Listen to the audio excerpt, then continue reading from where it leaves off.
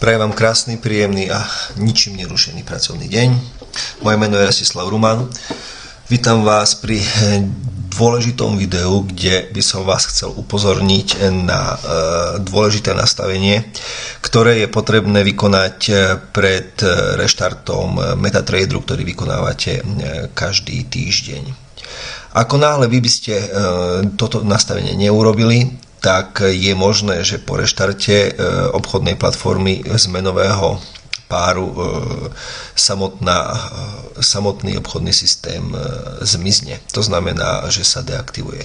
Takže pred samotným reštartom vás prosím, aby ste si skontrolovali v nastaveniach, to znamená nástroje, tools, options, expert advisors, dané zaškrtnutia.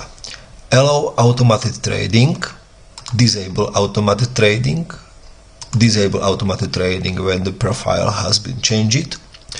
Toto odškrtneme preč, to znamená disable automated trading when the chart symbol or period has been changed bude odškrtnuté a zaškrtneme takisto allow DLL imports. Ako náhle túto položku budete mať nezaškrtnutú, je možné, že obchodný systém Bratislava Premium práve po reštarte obchodnej platformy MetaTrader sa deaktivuje. Čiže zaškrtnutím tohoto políčka DLL imports a potvrdením OK je obchodná platforma pripravená na samotný reštart, ktorý predpokladám vykonávate každý týždeň z dôvodu zrýchlenia a dá sa povedať z dokonalenia funkčnosti obchodného systému Bratislava Premium. Samozrejme po reštarte vždy skontrolujte, aby ste vpravo hore mali obchodný systém Bratislava Premium.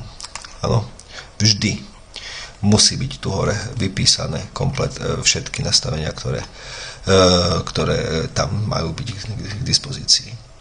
Ďakujem pekne za pochopenie, za pozornosť. Teším sa na stretnutie s vami pri ďalších videách, prípadne osobne na školeniach, alebo aj telefonicky, alebo e-mailom. Do počutia.